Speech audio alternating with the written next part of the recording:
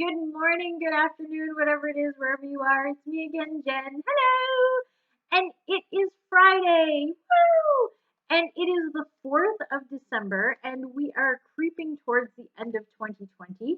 And for this December, we are reading from the Nightmare Before Christmas tarot deck, which I think is totally the perfect deck for December because it kind of appeals to my aesthetic of a little bit creepy, but also the holidays and things like that without being like super holiday-y and freaking everybody out. This deck is created by Minerva Siegel and is illustrated beautifully by Abigail Larson. It does come with this really handy guidebook, which is super useful because I didn't even notice that. It's got them on the back. Isn't that cute?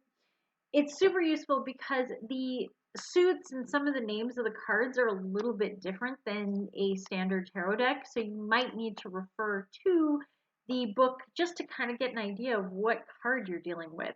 This deck was borrowed to me for the month by my dear friend and tarot student, Taylor, and she is super kind to let me play with these cards for the month. And I also hope that as she watches this, it helps her kind of get some insight on the specifics of this particular deck. So without further ado, let's see what card we have for Friday and the weekend. All right, see, this is what I was talking about.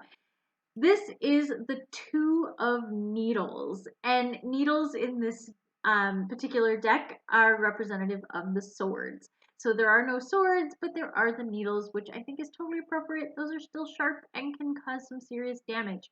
So the Two of Needles is typically represented by or I should say the Two of Swords is typically represented by a woman who's kind of seated on a beach or on the shore, and she has the two swords kind of crossed in front of her.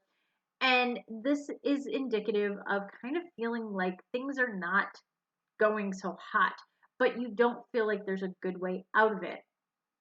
The image here is a scene where the character of Sally is sewing together this costume for Jack to make him look more like Santa.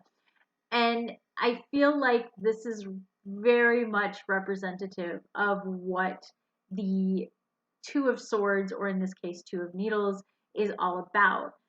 She wants to help him. She wants to be there for him. And much like we kind of want to always be there for our friends and family members and things like that, this is super relevant for the holiday season.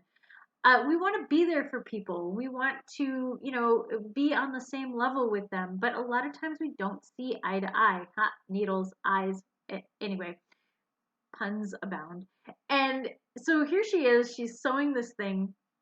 She thinks this whole taking over Christmas thing is a bad plan, but yet she still wants to be helpful to Jack because she loves him and she wants to be there for him. So she's like, sure, I'll do this for you because I can. And this in her heart is a little bit bad. She doesn't like it, but it's helpful to him. And so she feels closer to him by doing this. And I feel like that's very indicative of what the Two of Swords represents. And it doesn't have to be someone you love, it can be a situation. It can be, hey, I really don't want to do this thing at work, but I know I have to, or I really don't want to go, be part of the Secret Santa Club or make the cookies or whatever it is, but you kind of do it because it's the holiday season and you kind of feel obliged to do it. When this card comes up, I ask people, hey, when you're assessing the situation that you're in or the people that you're dealing with, is this a short term sort of thing where you're like, yeah, I guess I'll be okay if I do this? It doesn't really go against my moral judgment or anything. It's just sort of a pain. Then it's okay. But if you see this and you're like, this just goes against who I am and what I'm about, then adjust things or approach people and be brave in a way and say, hey, look, this is gonna be a tough conversation, but I don't want to do this. I don't want to be a part of this. I think that this is a bad idea, because the idea that she's holding those two swords in front of her is that she's kind of put this situation in her own hands. She could cut her own head off with these two swords, or in this case, she's sewing this thing, she knows it's a bad plan, but she's doing it anyway. Or those swords could be used to kind of defend herself.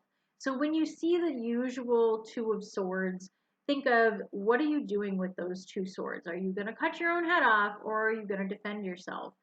And on the flip side, for her, for Sally, she really could have saved everybody a lot of pain and suffering if she had just voiced her opinion or just not helped with this. But I have a feeling that she saw it the same way as a lot of people do, wherein they're in a situation where somebody else is going to do it anyway. They might as well do it. They might as well be the one who helps out, and it's fine, and maybe everything will be okay. So think about this when you get the Two of Swords. Is it something that you can work through and find your own balance with?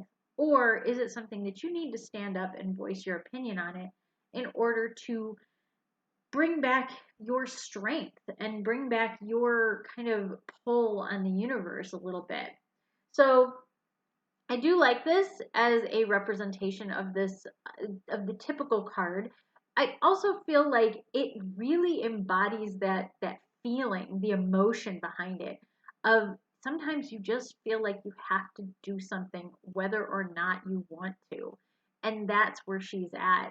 You have to do it whether or not you want to, for the benefit of the people around you. And we've all been there. We've all been in that situation. And I'm telling you, around holiday time, I feel like that's an always thing. The more I think about the Nightmare Before Christmas in respect to these cards, the more I'm thinking, you know what the Nightmare Before Christmas is? It is just dealing with our family and their idea of the holidays and us having to suffer with it. That's a weird revelation. Anyway, did not mean to go into that far of a revelation. Again, thank you, Taylor, for letting me borrow these cards for the month. I think they're perfect for the end of the year and for the holiday season.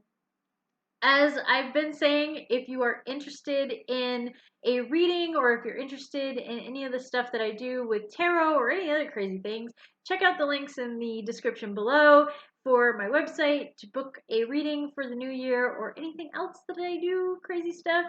And I do hope that all of you have a really good holiday season, even if it is a little weird this year. Other than that, have a wonderful weekend. Stay safe, stay healthy, stay happy, and I will see you on Monday.